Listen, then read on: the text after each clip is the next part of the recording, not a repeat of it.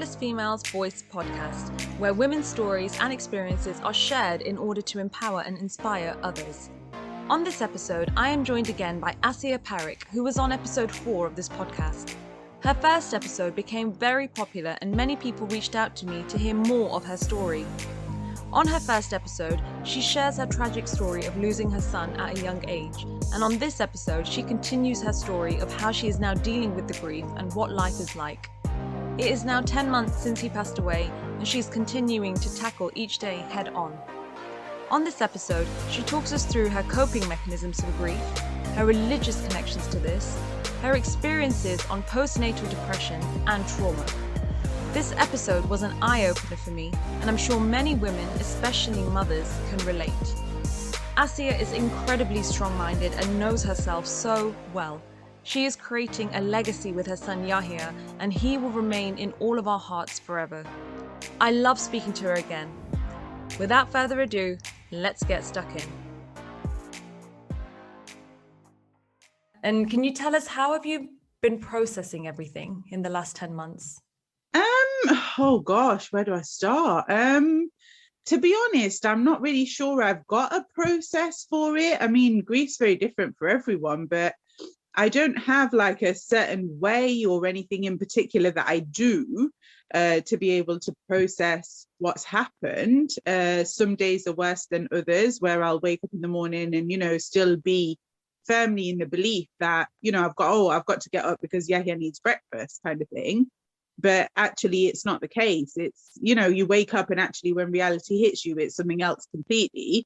But one thing that actually really does help me, and it's kind of, I say cliche, but I mean, people talk about this kind of thing often, but religion, maybe I personally, me and my husband, both of us are Muslim, and we have certain things that we know about the religion that state specifically about how to deal with grief or how to deal with loss, etc., etc.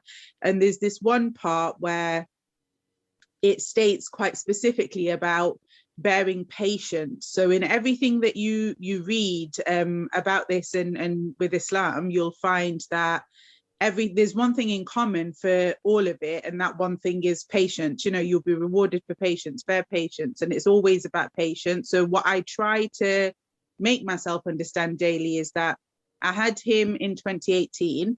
Before that, I was a very impatient person. I didn't like to have to wait for anything, even small things like having to wait in a queue in a supermarket. I just really disliked it. And he came along and he taught me patience in the sense of not every child is born with as many difficulties as he was.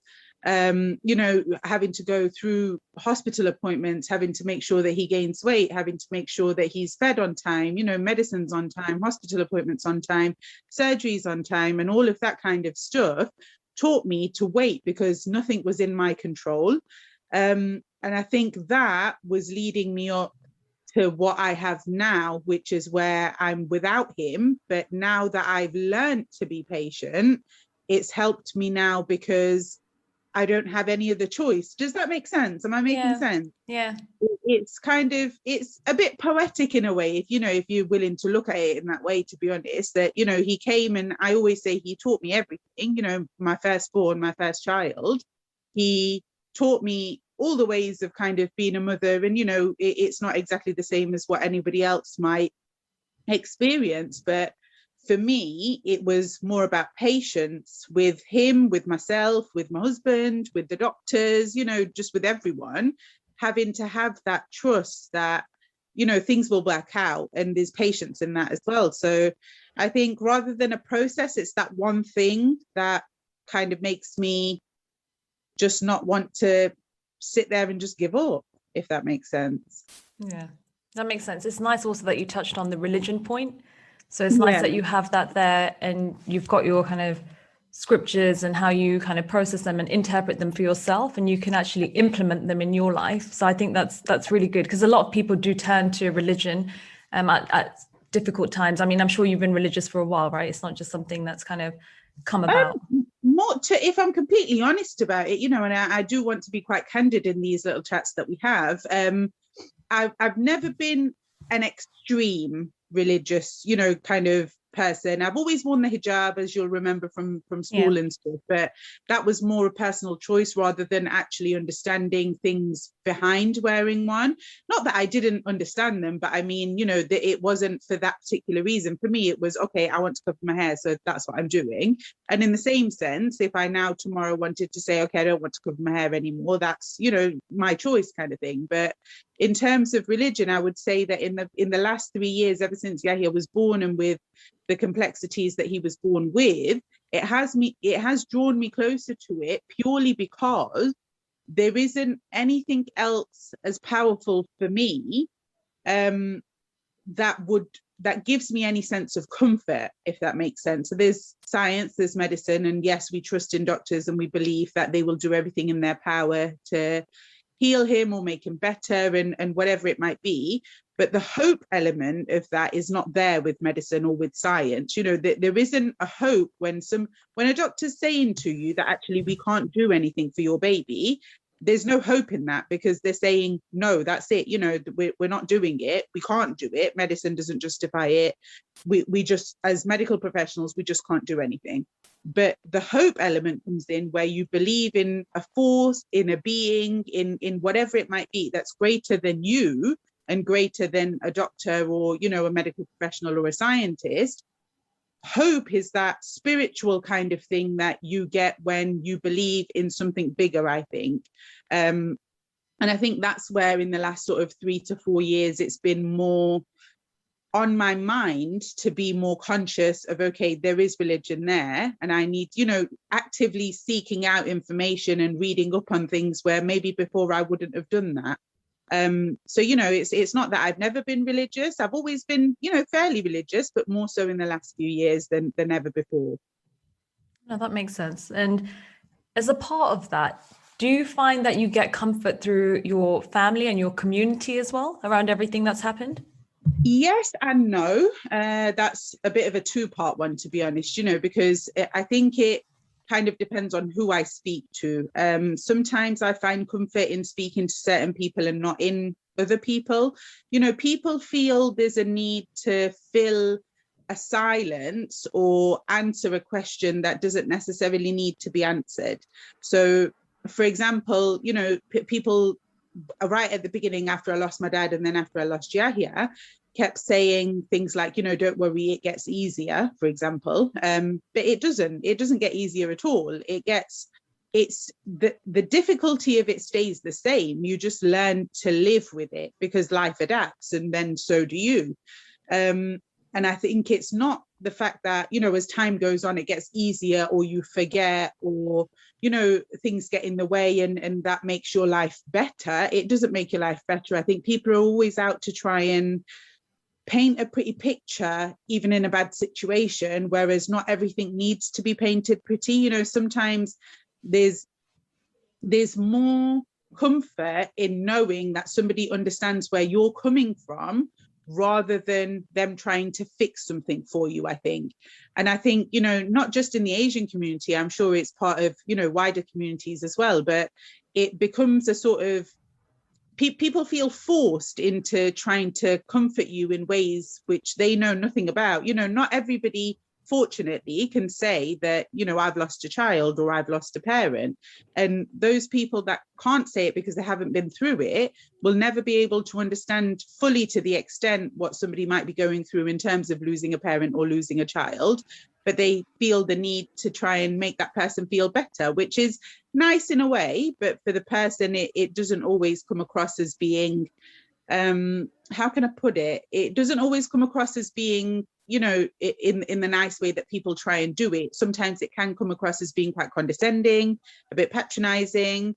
You know, people always saying, don't worry, it gets easier, but you've not been through it. Do you understand? So yeah. It's, you know, I find comfort in close friends, in close family, but then not in other people, in terms of, you know, if people have heard my story through charity work or whatever it might be, and they reach out and they message, which is lovely, but I think it's best kept to, you know, sending a quick message of condolence rather than, you know, here's me trying to give you some advice and fix everything for you, because I don't think anybody can, to be honest.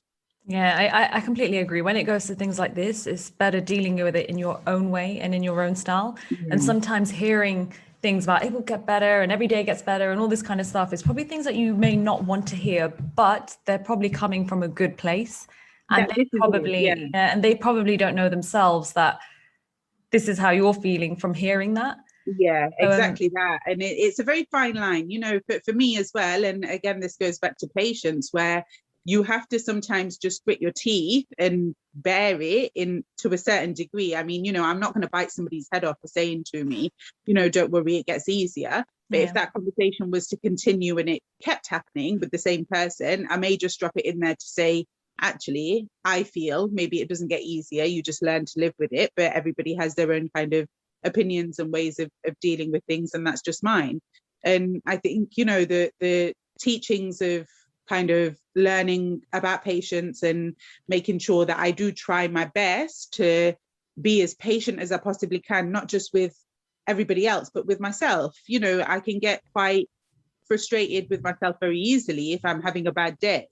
And I can be, I'm not one to normally not reach out to somebody if I'm having a bad day, but there are times where sometimes I feel like, okay, I don't want to be a burden, or I don't want for somebody to feel like they have to help me because they feel sorry for me, because sympathy isn't a trait that I like to receive from people. Does that make sense? So yeah. when people try to sympathize with me too much, or give me an overload of sort of sympathy, I don't know how you do it, you're so amazing, that kind of stuff, which is again coming from a good place, but to me it comes across as being really patronizing and really quite condescending. And I just don't like the whole idea of receiving sympathy. Empathy, yes, I'm fine with. Try to relate to me on a personal level, that's fine, but I don't like for people to feel sorry for me, because I don't feel that I'm deserved, to be honest, of being felt sorry for. Something awful has happened to me, which is, it's the way of the world. Unfortunately, awful things happen to people all over the world. It's not just to me. Other people have gone through things during a pandemic, not during a pandemic, that to them is awful. But again, it's all relative, because it's for the person. It's what's awful for the person. It's not what's awful for somebody else. Do you see what I mean? So Yeah. somebody else can see my situation as being the absolute worst situation you can ever be in, but then I could see a situation and think, oh my God, that's even worse than mine, So It's all relative. It's exactly. all what's happened to you and how you perceive it and what you're going through. So yeah, and you mentioned that you've had some real kind of down days, and I guess that's expected, and everybody has ups and downs, but for you particularly, how do you deal with those down days? How do you get through those?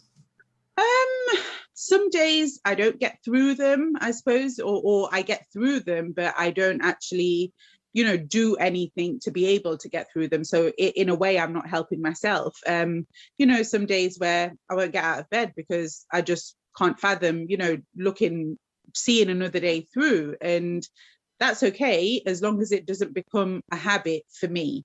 For somebody in my situation, it's very, very easy to fall into that trap or that hole of, getting to a point where you become clinically depressed. And, it's a very hot topic at the minute, if you like, with mental health and everything going on. And I'm so afraid of falling into a dark place that I find it in myself, or Imran will help me along the way, where I get out of bed, even if it is just to go downstairs for a drink. Because once you're actually out of bed, you feel like, okay, I've gone downstairs, maybe I can do this. And if you do a small thing, that small thing will change your entire perception of how your day was going to go, compared to if you don't do anything at all. I touch on the sort of clinical depression and the anxiety side of stuff only because I'm waiting for some trauma therapy at the minute. After I had Yahiya, I had some postnatal depression counselling, and that really helped me. So I'm hoping that trauma appointment will come through quite quickly, so that I can have something to fall back on. So it's, all I want is for the same thing that I had last time, was, being able to talk to somebody and them giving me tips and advice from their perspective as a trained counsellor or trained medical professional, to be able to help me on the days where I get really down. So, little tips and tricks, like one of the things that I was taught in my postnatal depression counselling was one of the problems that I had was not feeling myself. So I always felt like I was mum and that's it. I didn't feel like I was Asiya anymore. In the hospital, everyone was calling me mum. Literally everyone was just calling me mum. So you can lose yourself quite easily in that, in the whole idea of being a new parent. And one of the things that they taught me when I went counselling was things like when you've gotten out of the shower and when you're moisturising or whatever it might be, the part of your body that you're moisturising, for example, if it's your feet, you think about what your feet do for you on a daily basis. So, literally while you're applying cream on your feet or moisturising your feet, you think, these feet carry me daily. It's because I'm able to walk using my feet that I can look after my child. Or things like your hands, my hand, while I'm moisturizing my hands, they taught me to think of them in a way where they're a tool that provides assistance for things like giving Yahiya medicine or giving him his food or being able to look after myself or cook him a meal, and that kind of mindset completely changed my perspective on, oh my God, I'm completely losing myself. And, it's not, this isn't what I thought it was going to be in terms of motherhood, to actually, I can still be me and still be mum at the same time. And it's okay for them both to coexist. It doesn't have to be one or the other.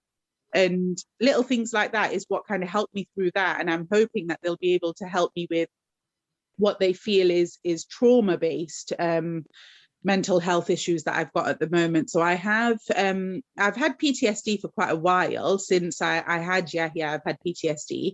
And one of the main symptoms that I have of it is when I get really stressed, the first thing that I want to do is vomit.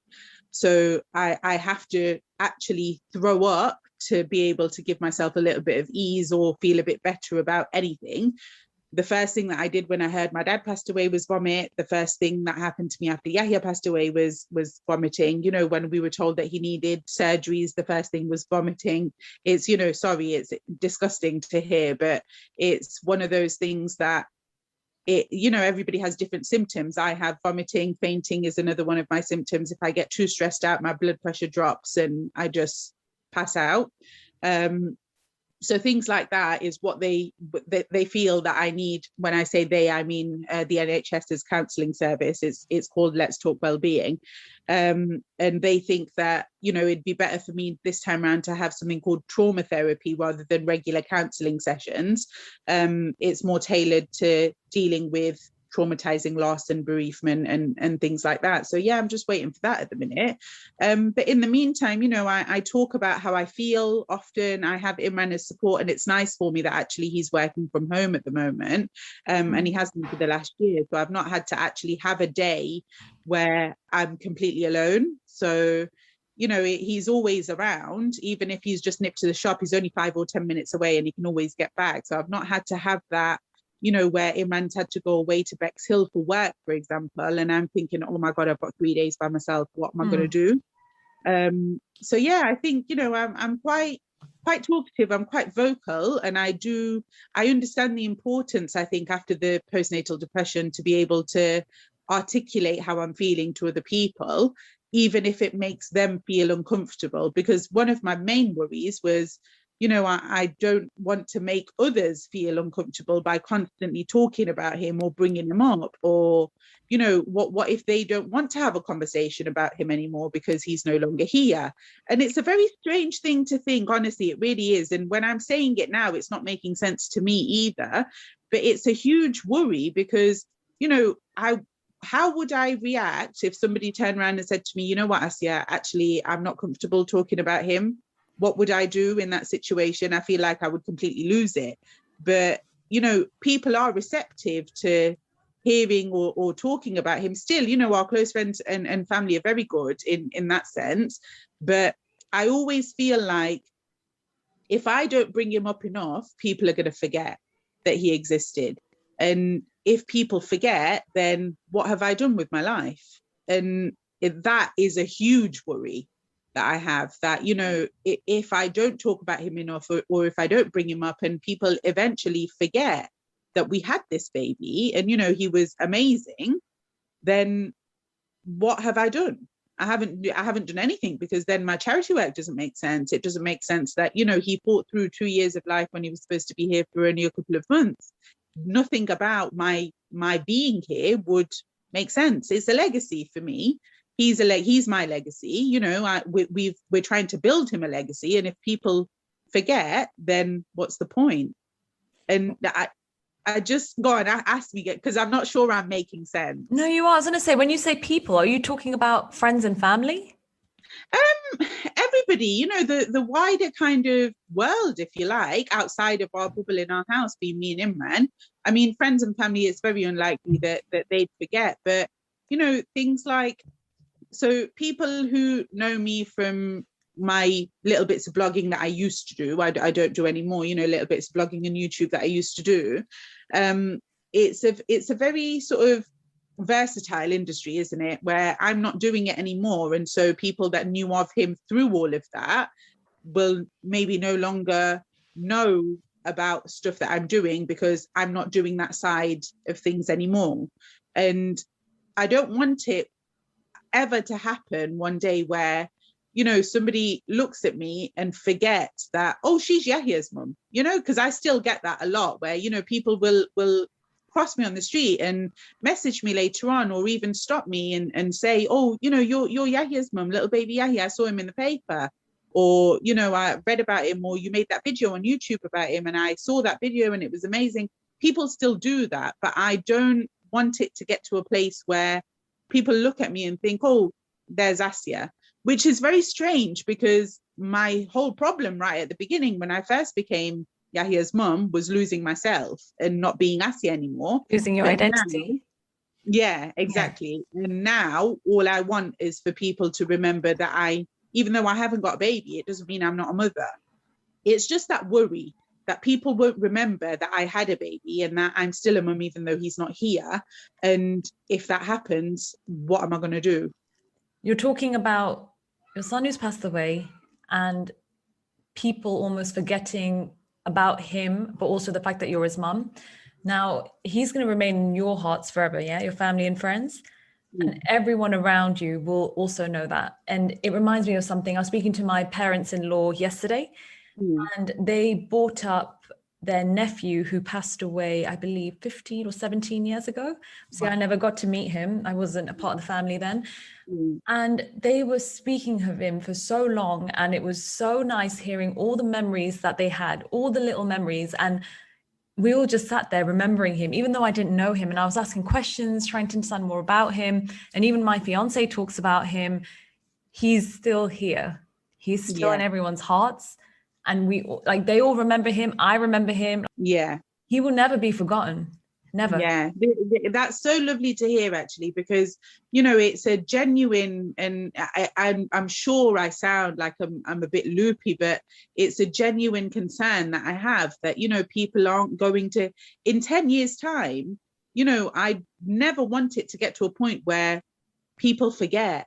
And I honestly worry about that on a daily basis. You know, I will tell Imran all the time, you know, what if people forget, but what if this, what if that? And there's a lot of these what ifs. And I've always been a what if kind of person. You know, I've never been one of these people that doesn't think about regret. So, you know, even when we had Yahiya and we had all these very difficult decisions to make medically for him, you know, of course, with guidance from doctors, but ultimately as parents the decisions were always ours, because we were his primary caregivers.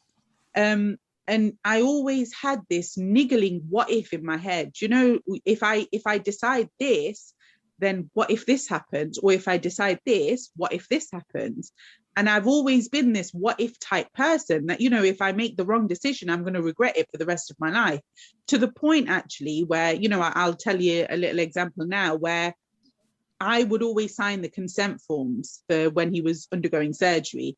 And now, you know, to people, it doesn't seem like it's a big deal. I'm one of his parents, so it doesn't matter which one signs it, right? But for me, in my head, I always used to think of a scenario where Yahiya's in the operating theatre, you know, having surgery, and something goes wrong.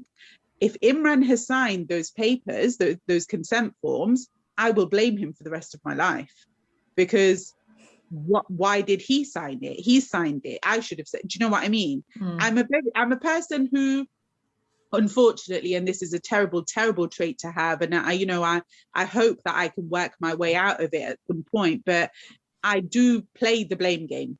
And it's a lot easier for me to point the finger and say this has happened because of you or because of this, than to just think, you know what, this was kind of written and it was always going to happen no matter who had signed those papers. But because I know myself so well, that I know if something was to go wrong, I would point the finger. I am that person. It's very unfortunate, but I am. Why do you think that is? I'm not sure. I think I'm not sure where it stems from. I don't know whether it's got anything to do with, the way that maybe I've been brought up to be quite strong-minded, or because I have a lot of opinions, or because I'm quite vocal, or I'm loud, whatever it might be, or because, it just, this is going to sound so awful, but maybe it's a comfort thing, maybe pointing the finger and saying, you signed the papers, rather than, I know myself. So if I've signed the papers, I will blame myself for the rest of my life. So it doesn't mean that just because it's only, I would only be blaming Imran if Imran had signed the papers, for example. But if I had signed them, I would blame myself forever. And I would much rather blame me than blame him. So that's why I would always sign the consent form. And Imran was said to me once, because the doctor had given him the papers because I had Yahiya in my hands, and I gave him Yahiya and I said, I want to sign them. When the doctor left, Imran said to me, why did you do that? I could have signed it. And I went, this is kind of the reason why. And Imran knows me as a person, and he knows that I would absolutely point the finger. And I said to him, I never want it to get to a point where me and you and our relationship falls apart because of something that I've said out of anger or whatever it might be, in a situation, in the heat of the moment, in a situation like that, where I have no control over my emotions whatsoever. I would much rather blame me than blame you. And that's honestly the reason why. But it's, it's weird. I thought I'd tell you that just to give you a bit of insight about even the slightest little things causing so much havoc in my head, where it's gone from it's gone from a signing of a consent form to all the way, 600 miles an hour, all the way into the future where something bad has happened, when there's nothing to say that it's actually going to be that way, Yeah, no, that makes sense. And you touched upon this a little earlier about your postnatal depression. Yeah.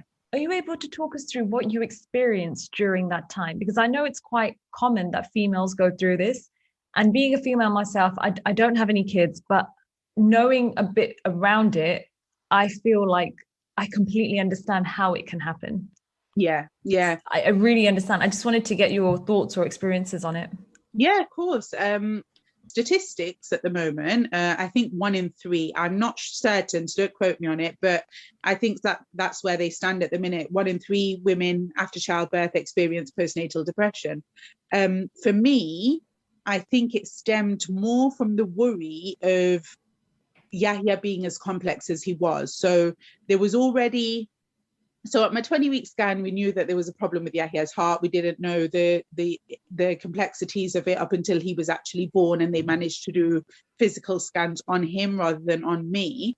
When all of that was kind of going on, I was having to deal with, unfortunately, the stress of having a very complex, very poorly baby in the hospital, as well as all the hormone changes and all the imbalances and all of the mood swings and everything that come with being a new time mum, first time mum, new mother. There is medical evidence that suggests that your body goes through an immense amount of hormonal changes from being pregnant, from not being pregnant to being pregnant, and then not being pregnant again, all in the space of 9 months. So it's a huge deal. It's not, something that kind of you can just snap out of. It takes a long while for your hormones to get back in sync and get back in balance, for you to be able to snap out of, all of the symptoms surrounding PND.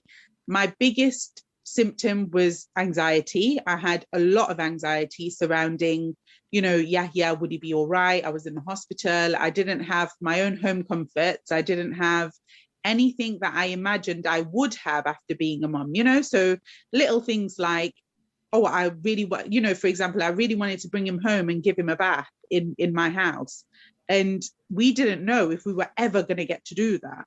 You know, the doctors were very adamant that they weren't going to do anything to help him at the time. And that it not only added to my worry, but my main thing was I want him to see home. I want him to see where we live, you know, where our area. I want him to be able to see the house. I want him to be able to see his room that I've spent so long, you know, designing. And I wanted that so much that I took my brain into overdrive mode, thinking about that and focusing on it to the point where I had made myself believe that because the doctors have said that, you know, he's not going to survive for very long, that this is just not going to happen. You know, he's never going to be able to see home, and that this is it. This is going to be my life now. And, you know, I just go from 0 to 60 so quick. And it doesn't help in things like PND because your hormones are so all over the place anyway, that the slightest little thing can trigger things like, well, why am I a mum then? If I can't even take my baby home, why am I a mum? And then when eventually I did manage to bring him home, I was so adamant that I was completely useless. You know, I didn't know what I was doing. Yahiya was completely colicky, so he would cry in the evening, you know, screaming, because obviously he's got gas, he had reflux, he had all of these other issues. But me never having been a mum before, I didn't know whether the cries were because he was hungry, or because he needed his nappy changing, or because of colic, or because of his circulation, because he was in pain. What if he was in pain and it was something to do with his heart? How am I going to know? You know, I didn't trust my own instincts at the time, because my brain and my heart were so conflicted with trying to, you know, my brain's thinking, okay, I've read all of this stuff about colic, so maybe it's colic. But then inside my heart, instinctively, I'm thinking, no, this is something else, you know? And that becomes so difficult to deal with when you're trying to manage life with a new child, you know, and a complex one at that, with Yahiya, having to make sure I remembered all of his medicines on time, and remembering to feed him on time, change him on time, and all the rest of it. I just felt like I'm not doing a good job. I'm just not doing a good job. You know, if I had done a good job, then he wouldn't have been born so complex. Or if I had done a good job, then he wouldn't have colic.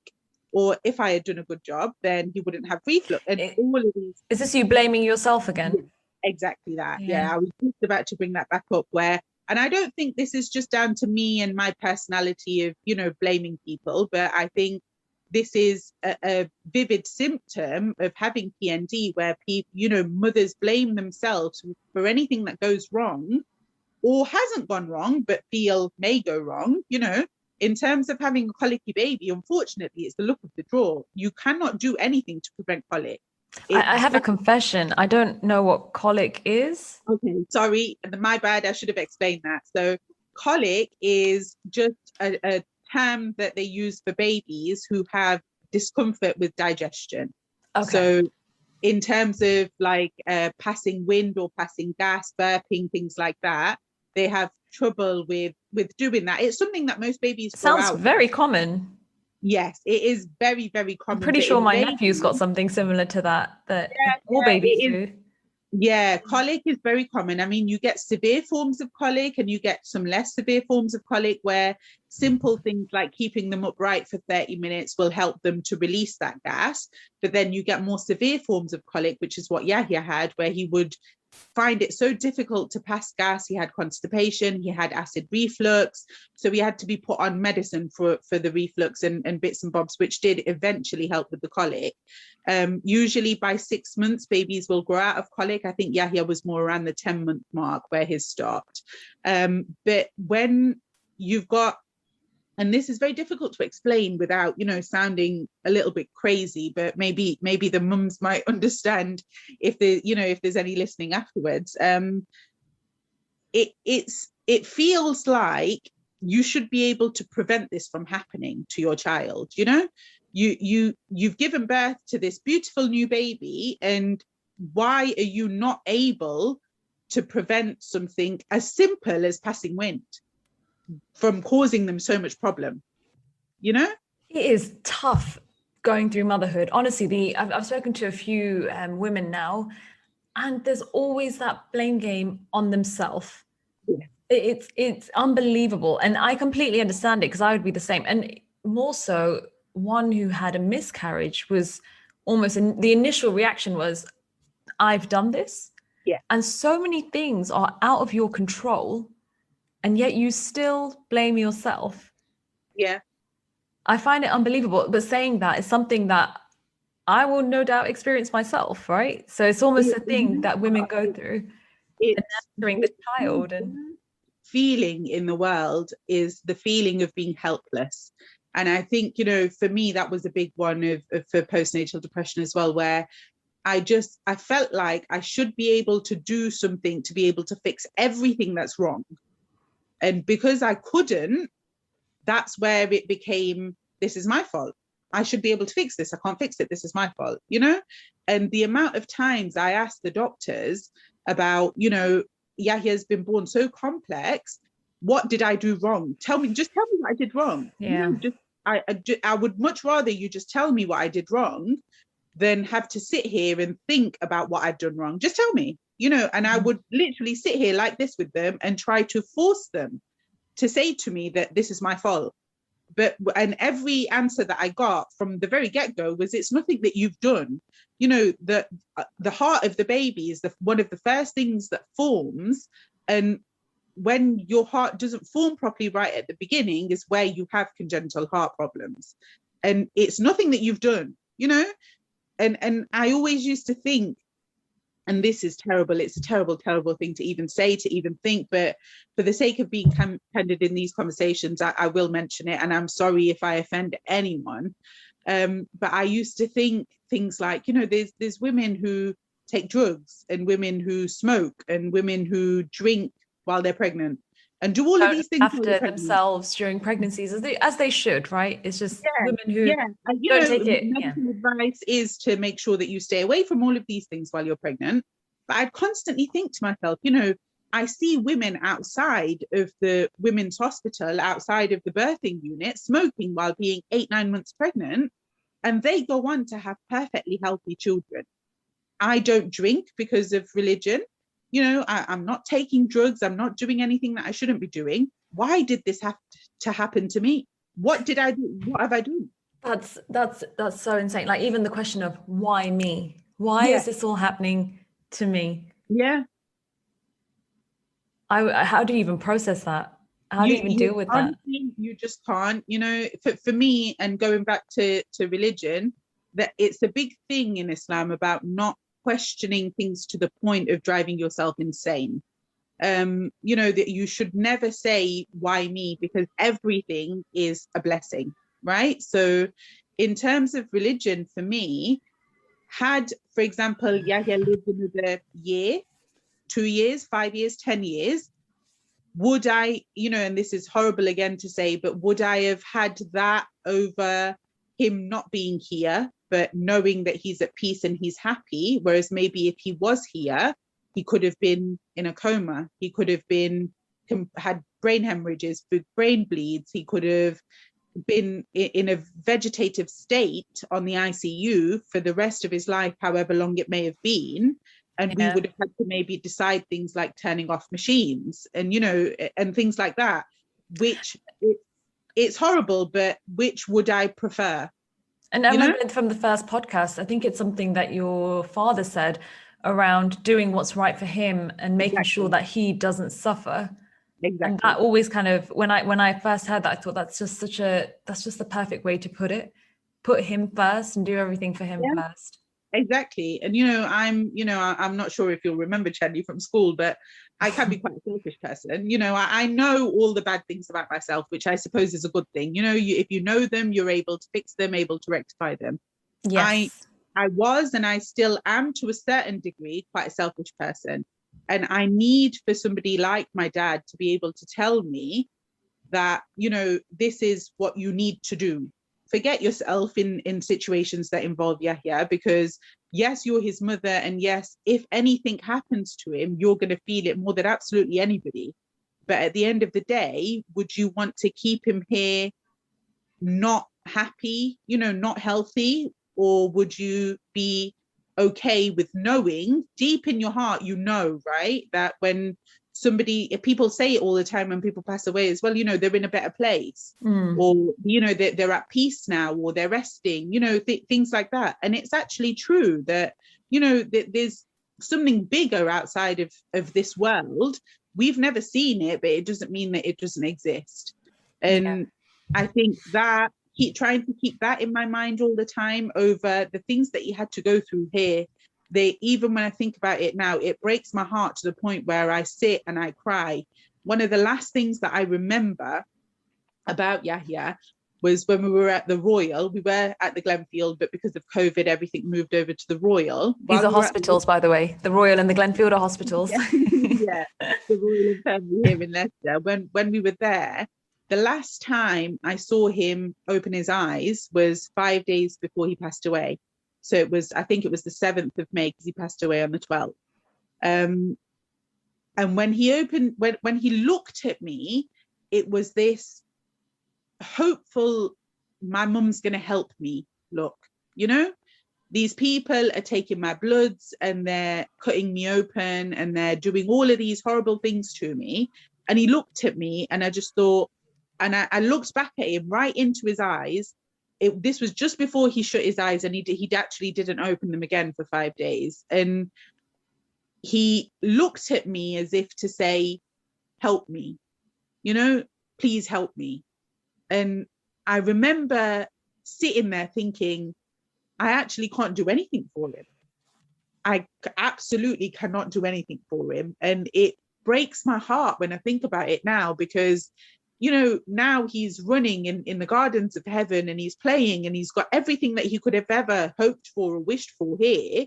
But little things like that make me understand that I couldn't have done anything for him here beyond what I had already done.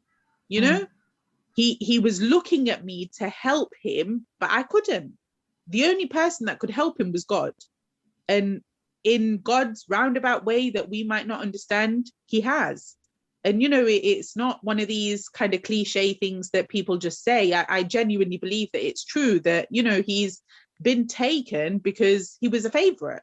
And it's, he's part of the people who have been taken too early or before their time for a very good reason. It's, I believe God creates us all, and I believe that he brings people back to him who he misses more than anybody else. And Yahiya was one of them. And it's, when I remember him opening his eyes and looking at me that way, I just think it reminds me of what I couldn't do, but in a good way. So, if he was here still, I couldn't have helped him. That would have been that feeling that I felt at that point of being so helpless and not being able to help him would have been what I would have felt for the rest of my life. Yeah, that makes sense. If we go back to your postnatal depression, and you told us about the experiences and how you were feeling. Yeah. And as I said, I'm sure many women are going through this as well. You had a statistic there as well. The question is, what would have helped you during that phase? To be honest, a whole number of things. What actually did help me in the end was therapy. But I think not avoiding it, but apart from that, little things like, maybe somebody popping over with a cooked meal once a week to make me feel like at least I've not got to cook today. So that's one less thing I've got to do, or somebody popping over and saying, you know what, go make yourself a cup of tea or run yourself a bath, I'll watch him. Or, and there were very few people that I would let sort of watch Yahiya. It was always kind of me. I trusted myself, I trusted him, and to be able to watch him, and my mum. So just the three of us would ever be alone with him in terms of looking after him, making sure that he was all right. In terms of other people, I would be more than happy for people to come and see him as long as they didn't have germs or viruses or anything like that. Yeah. And as long as one of the three of us were there, so me, Imran, or my mum. But little things like, just kind of it had, you know, and Imran was very good and he did do this, but maybe if he had done it a little bit more often, like, you know what, I'll have him. Why don't you go out and spend the day with your best friend, or, you know, go and have a girly day. Here's my card. Go to the shops and just get yourself something nice, you know. And little things like that. Honestly, the tiniest little things, like just even, you know, saying you need to pop to the shop, wait until I get back home and go without him, so that you don't have the added stress of, you know, or I've got to get him out of the car, I've got to put him in the car seat, I've got to get the pram out. And it, because it's a lot, you have to carry a lot for a baby, you know. It's not just a simple quick side bag and you're out the door. It's making sure you've got everything just in case, you know. And little tiny little things, like just somebody making you a cup of tea, or even somebody, you know, and this doesn't happen as often as it needs to, somebody just saying you're doing amazing, you're just doing amazing, you know, you're fantastic. Not things like, you know, I would never be able to do what you do, because that's not true. Any mother would do exactly the same as what I did, you know. But things that are true, like you might not realize it, but you're doing fantastic. Or things like, yeah, he must love you to bits because you do everything for him, you know, just tiny little things like that just keep you going. And I think I'll touch on one more thing, if that's all right, Chenny, with the PND type stuff. In the Asian community, unfortunately, it's very common for families wider families in terms of in-laws, or, you know, your own family, to interfere. It's, you know, advice is very different from interference. I don't mind if somebody says to me, actually, Asiya, shall I show you a better way of doing this? It'll make your life a lot easier. That's advice. Interfering is, you don't know what you're doing, let me do it. And you would be surprised, I got a lot of that. And from family? Yeah, some of it from family, unfortunately. I got a lot of kind of, you know, don't do this because this will happen, or don't do this because this will happen. And all of this, you know, really strange things. Or, you know, people making comments, very close family making comments about his size. You know, Yahiya was small because he had so many complexities. And he, you know, babies who were maybe 2 or 3 months old, when he was 6 months old, would look like they were bigger, because they weighed more, because they don't have any medical complexities. Yahiya was very difficult and very slow in gaining weight, but I managed. And little things, this is what I mean when I say the little things, like, you know what, somebody just popping over and saying, oh, you know what, I think he's gained weight. You've done amazing. I think he's gained weight. Because it wasn't easy for him to gain weight. And people would actually say to my face, or to Imran's face, oh, he's tiny, he looks too small. Are you not feeding him? You know, and all of this while I'm going through what at that time was one of the worst times of my life. You know, postnatal depression is not easy by any stretch of the imagination, especially if you've had it as bad as I did. And in that moment, when somebody says something like that, and you already feel like you are an absolutely crap parent, that you don't know what you're doing, and, you know, you already blame yourself for so much, and then somebody turns around and says to you, are you not feeding him? He looks too small for his age. Have you weighed him? Is he ill? Is he poorly? Or people actually turning around and saying to me, but he looks completely perfect. Are you sure he's got a heart problem? Are you sick? You know, some people just don't think before they talk. Honestly, they really don't. And, you know, Yahiya didn't have, thankfully, a genetic defect. You know, he didn't have things like Downs or Edwards or Patau syndrome, which is a chromosome defect where there's an explanation for a heart condition because of this genetic defect. Because they have, for example, because the baby has Downs, they will have a heart problem. It goes hand in hand. But Yahiya didn't have Downs or Edwards or Patau's or any chromosome defect. His was very look of the draw. It's happened, we have no idea why, is what the doctors would say, you know? Whereas with a baby who's got Downs, for example, the doctors would know that there is going to be a defect, a heart defect that goes along with this, because all genetic defects come along with a heart problem. And, you know, because and honestly, Chandni, he looked so perfect. He was the most gorgeous baby you will ever see in your life. He was beautiful to look at, and he just looked, and I hate this word, normal. He looked normal. And because he looked perfectly normal, people would actually say to me, are you sure? Well, he's my child, of course I'm sure. You know, engage your brain. Don't say things to people that are going to make them feel like, you know, like, is there a problem if my baby has a heart problem? What does it have to do with anything that's going on in your life? Kind of, you know, and it's awful, because when people say things like that, they make you feel small and inferior. You know, like, why would I make this up? Do you understand? Like, why would I? And when I tell people, people don't believe me that actually people have said this to my face. Are you sure he's got a heart problem? I can believe it. I can see it being something that people would say, like some of the older generation, let's say. I think, yeah. Or, you know, stupid things like, you know, we have a big thing in the Asian culture, don't we, about homeopathic treatments and things, you know, home remedies. Yes. Home remedies are the best for everything. So, you know, even if, you know, God forbid somebody has cancer, if they have turmeric, then it will go away. And it's honestly, it drives me insane, because yes, try home therapies, it's not a problem, but giving Yahiya turmeric is not going to fix his heart, you know, or giving somebody, I don't know, a herb or something, or some tea isn't going to cure their cancer.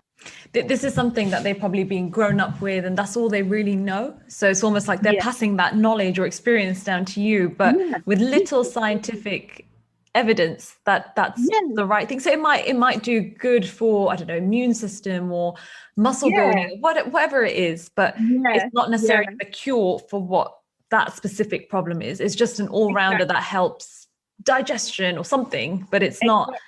This is exactly what I was going to say, that actually when Yahiya had like chesty colds or coughs, I always gave him honey, turmeric and water together, and it helped clear his chest completely. But that's a virus. That's not a congenital problem that he was born with, you know.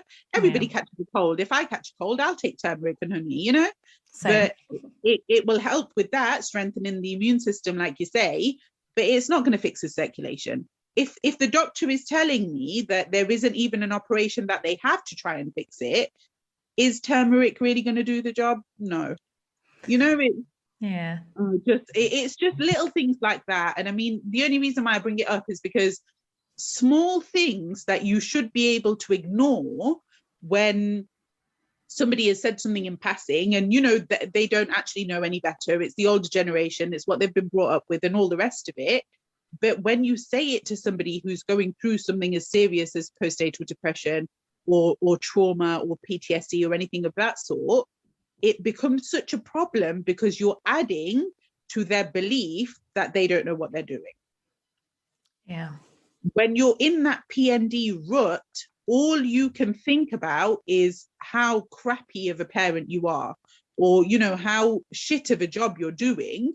But actually, when somebody says that and piles stuff like that on top of you, it kind of makes you believe that this is a reality. This is how other people see me, that I'm not doing a good job, that I'm not worthy, that people are noticing that I'm a bad parent, you know? Just adds to the fire. Exactly. It just fuels it. And that's why people need to be so careful with what they say, because I'm not going to turn around and tell everybody that I've got PND in the moment. You know, I'm suffering from postnatal depression. Please don't say anything that's going to hurt me to the point where it affects my recovery or anything along those lines. Now I'm able to talk about it. At the time, I wasn't. So what's changed from then to now? The therapy, to be honest, when I went for the counselling sessions, and, you know, the medical professionals and the counsellors that were helping me were very keen on me addressing it head on. So I have to acknowledge that I have PND to be able to come out of it. And the only way to acknowledge something is to make it not common knowledge, but, you know, you have to address it. Even in a social setting, you have to address it, because if other people don't know, they're going to continue not helping. Does that make sense? Yeah, there it may does. be Yeah. something that affects your recovery or whatever it might be by not realizing, but actually if you've told them that, you know what, I'm suffering from a bit of postnatal depression at the moment, I'm having counseling, whatever it might be, and it doesn't have to be everyone, just people you speak to regularly, to avoid yourself getting into, you know, the pothole where you're so bogged down with everything and then somebody says something and it triggers something again. And that one session that you had where you were feeling better has now become a problem and you need 2 more sessions to fix it. And how long does that last, the postnatal depression? For everybody, it's different. It can last up to a year, as far as I'm aware, but again, don't quote me on it. And for you? For me, about 10 or 11 months. I was it's quite a long period of feeling kind of not capable of looking after a child. That's the word. It's scary. Capable. That's exactly the word that I've been missing. The capability. You question your capability so much when you have postnatal depression, because you just feel like you're just not doing anything right. And for me, I remember the first time I felt a little bit more kind of, you know, okay, I'm doing all right, was when it got really close to Yahiya's first birthday. And the doctors had told us, you know, 2 months, 3 months at a push, he'd survive. He's not going to survive any longer. And he got to a year. And I thought, you know what? Screw them. I'm going to throw the biggest party ever, because, and I'd said this to Imran actually in the first few weeks of him being born, that if he gets to 1 year old, I'm going to throw a huge party. I don't care. You know, because we never thought we would get to see it. Yeah. And when I started planning his first birthday is when I actually realized that, yes, I can't take all of the credit for him reaching a year old, but I've had a hell of a lot to do with it. You know, I've been pushing the doctors. I've been forcing them. I've been making sure he gets his medicine. I've been feeding him. I've been looking after him 24 hours a day, 7 days a week, without a break, you know? And when it got to that point, I started thinking to myself, I am capable then, of course, aren't I? Of course. Because you've got to a year, so nobody can tell me otherwise now, because I can literally show you my child who was supposed to survive 2 months, who is now 1 year old. You know, and I think that mentality is what eventually got me out of the whole not being capable kind of routine that I had myself singing from the rooftops every day. Yeah, no, that's fair. You know what, Asiya, your story still really touches me, and you've come such a long way. And just to hear you speaking about it as openly as you have done, it's just incredible. And Yahiya will stay in all of our hearts for a very, very long time. I'm telling you that. You don't need to worry about any kind of lost legacy, let's say. And he's on the podcasts. He's here with us. So there you go. Yeah, thank you so much. Thanks for having me on again. You know, I really do enjoy talking to you. And, you know, even if it helps as one single person, I'm more than happy to kind of come back on and answer questions and do this kind of thing, because I remember when I was going through what I was going through, that actually there's not a lot out there for stuff like this. It's exactly a very kind of niche, taboo type topic that people don't want to discuss. Especially in our community. Exactly. But if my story and my kind of experience helps even one person, then amazing. Thank you. I really appreciate you sharing it with me and us, the listeners, as well. So thank you once again. And I'm sure I'll have you on for round 3, seeing as you're so popular. Yeah. Thank you so much for listening to the Fearless Females Voice podcast. Be sure to join our Facebook group called Fearless Females and stay tuned for the next episode. Bye for now.